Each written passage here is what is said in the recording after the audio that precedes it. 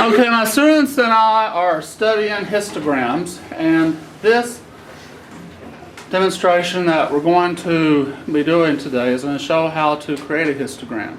We're going to be looking at data, and we're going to determine the title, the labels, the scale, and the intervals needed for the histogram.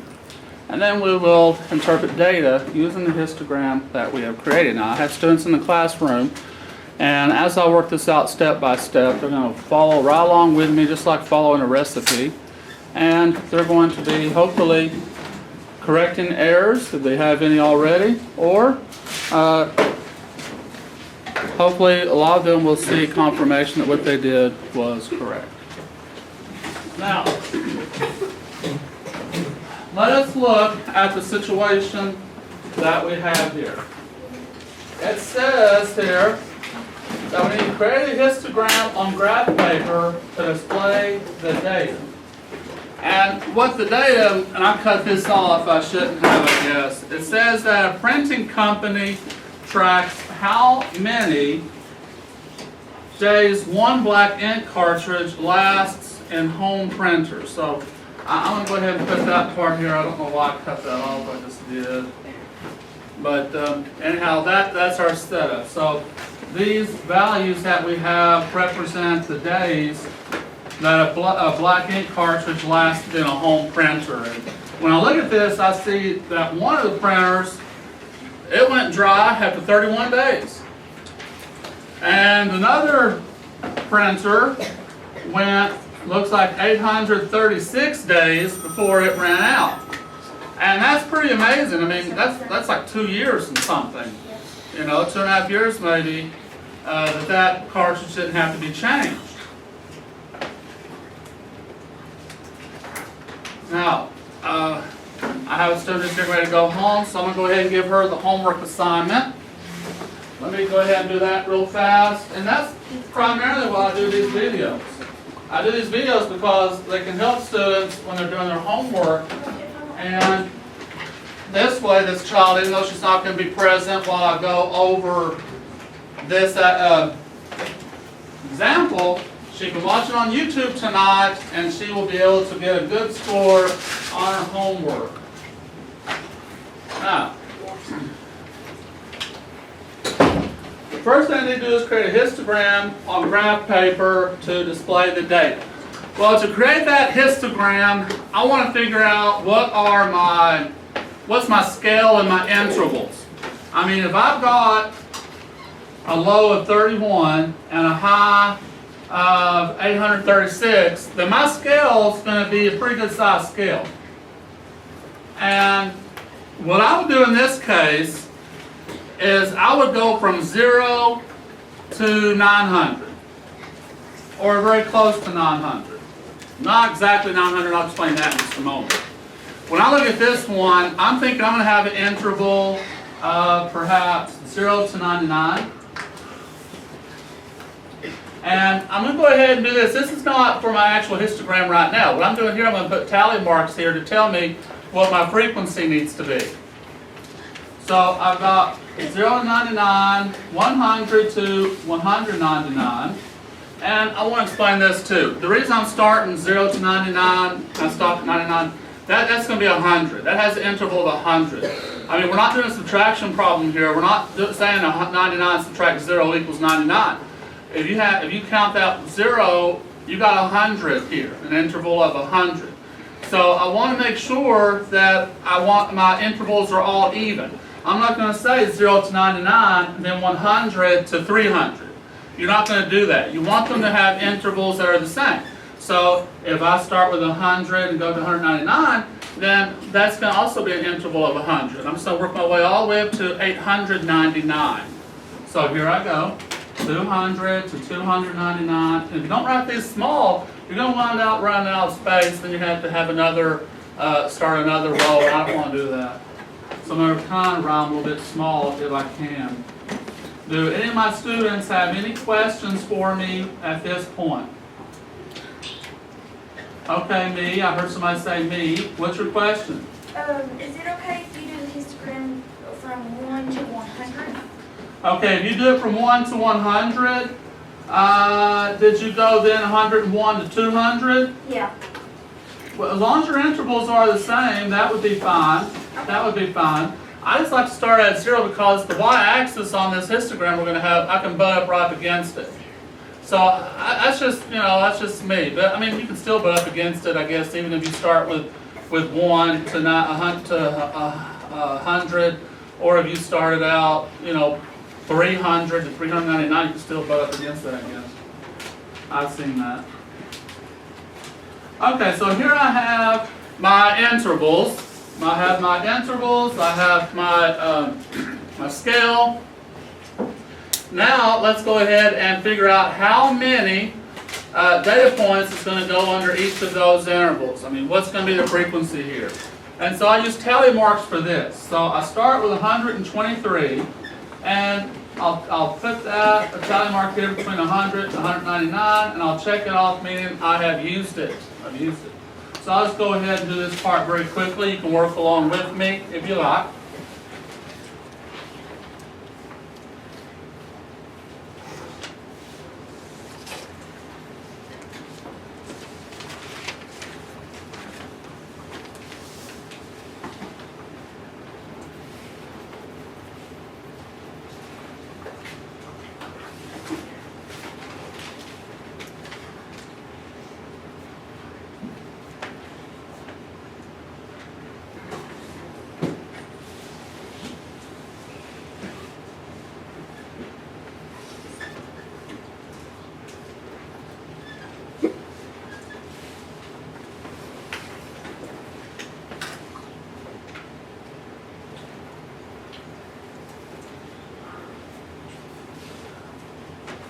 Okay, so I went ahead and I recorded my frequency.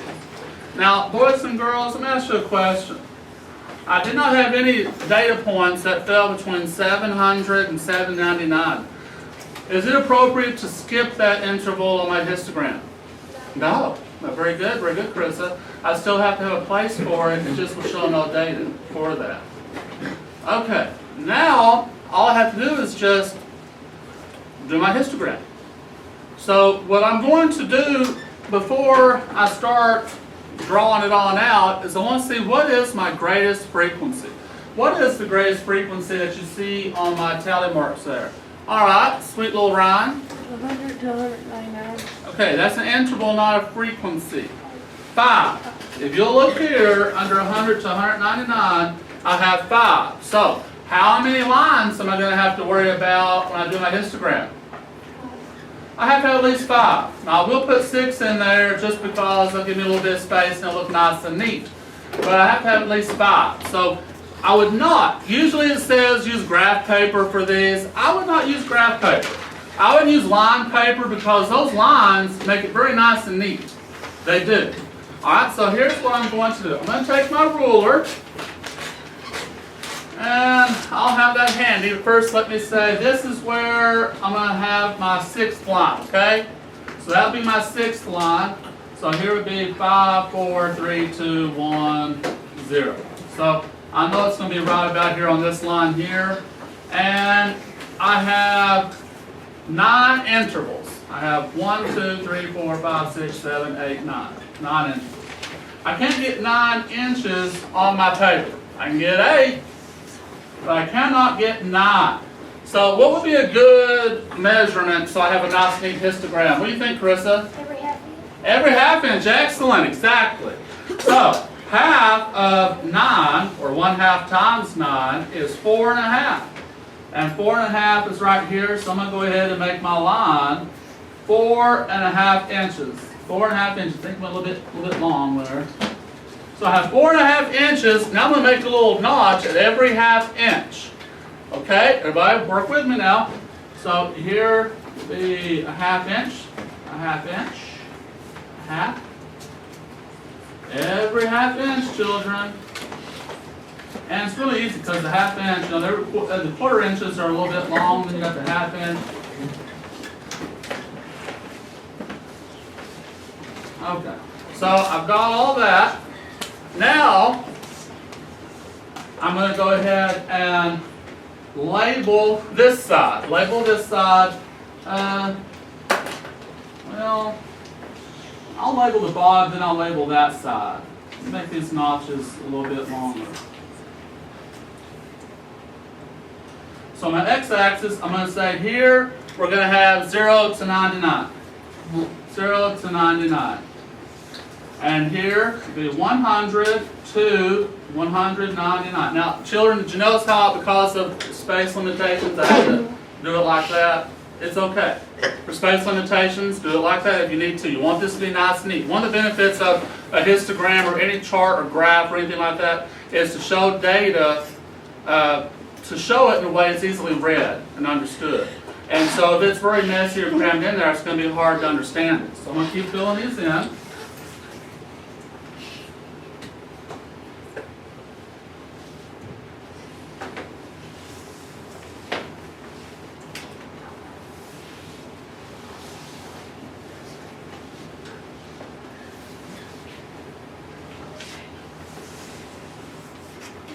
Okay, now I'm going to go ahead and put my, my values here for my frequency. Now this of course would be 0, but here is 1. And notice how I'm putting it right here with the line running right through my 1.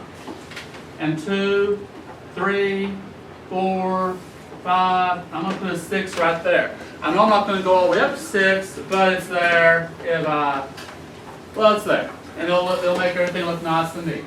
Now, what is my frequency for 0 to 99 based on our tally marks there? You can speak. Don't be afraid to speak. 4. So what I would do then is I would go up to 4. So 1, 2, 3, 4. So I would go up to 4. I'm going to use my ruler to make my line nice and neat. Okay. Now, what I'm going to do, if you have a colored pencil or something pretty, go ahead and use that. I just have a pencil, so I'm just going to very lightly and quickly shade that in. Okay, now what about my 100 to 199? 5. So I'm going to have to go up a little bit more, ain't it? So I'm going to take this side, I'm going to keep that line buttoned right up against it to 5. And there we go. So let me go ahead and finish drawing this out. And I'll shade it on in.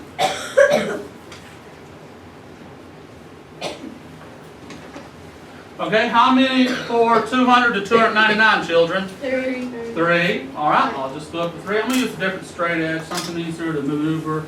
I'll just use this one. Okay. And then very quickly and lightly shade it in. All right, how many for 300 to 399? 1? No. 1? Yeah, I can't see. Okay, 300 to 399, I have 1, so it'll be 1. Brooklyn, have you noticed that the office, please? Okay, and for 400 to 499, I have 2.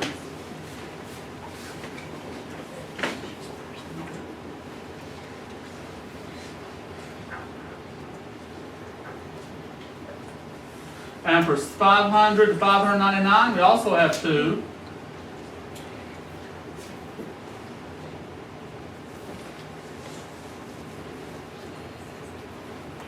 $699, we have 2.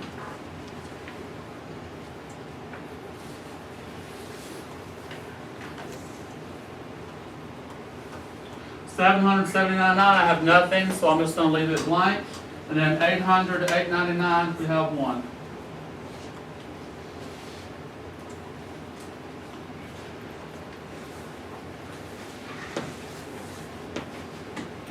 Okay.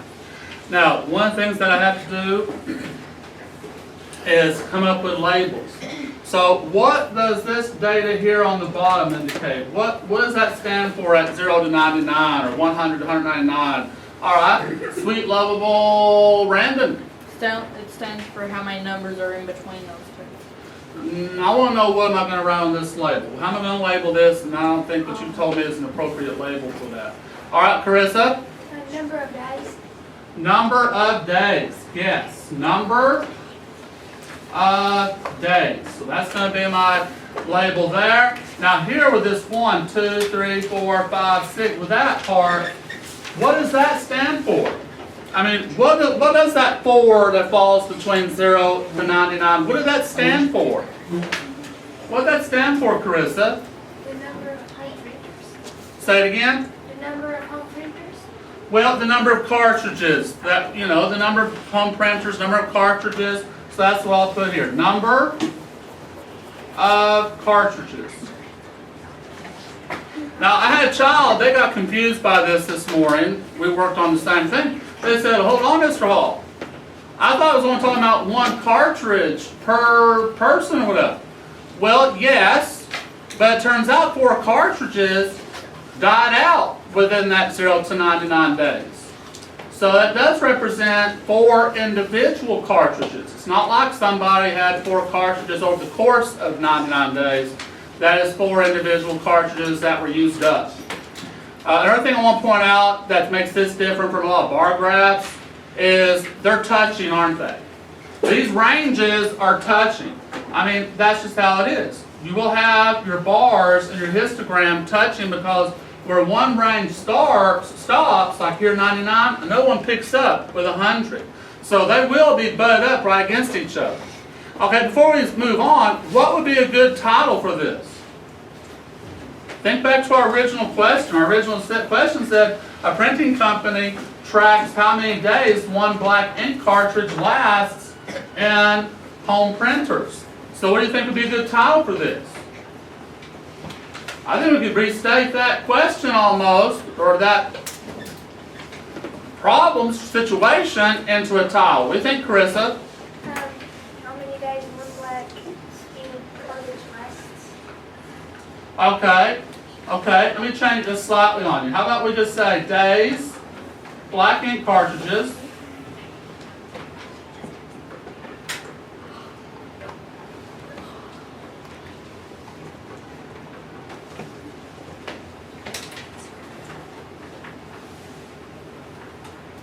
okay. So we have now created and completed our histogram. We have a couple questions here. What's a conclusion that you can base on that histogram? What's something you can look at that histogram very quickly, it jumps out at you? All right, Morgan, what do you think? I said that more of the printers die out from 100 to 199 days. Okay, you got to change what you said. The way you said more cartridges run out from 0 to what? 100 to 199 days. Okay, 100 to 199 days. Okay, you still have to reword that. When you said most cartridges die out, I would be thinking if we have a total of, it looks here we got 4, 9, 12, 13, 19, 20. We have 20 cartridges. So if you said more cartridges run out between 100 and 199 days, okay, that would work. But okay, that'll work. I understand what you're saying now. But I would change it just a little bit just to make sure it's clear to everybody. I would say something like more cartridges run out between 100 and 199 days than any other interval of days. I would phrase it that way because some people might think what you're saying is 11 of the, at least 11 of the 20 cartridges run out in that interval. So you want to be sure that you phrase it in such a way it's clear that you mean when you look at each individual day, then the interval that had the most cartridges dying out fell between 100 and 199. Any more conclusions we can draw?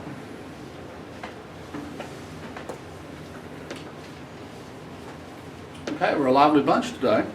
What about things we can't tell? What's something we cannot answer? What's a question you come up with that we cannot answer based on that histogram? All right, Kyrell. Okay, you sucked me out there. Raised your hand. Thought you was going to share with me. All right, let's see. Little Randonilly. How many times the printer is used a day? All right, how many times is a printer used today? Okay, that's a good question too because one might draw a conclusion that the ones that were used up quicker probably were used a lot more quicker. You know, something like that. Okay, well, you little Ryan. What day it went out? Okay, we don't know what exact day because we got ranges. We don't know if the ones that ran out between 0 and 99 days, if they ran out the very first day they got it or not. We don't know because of the ranges. That's a good observation.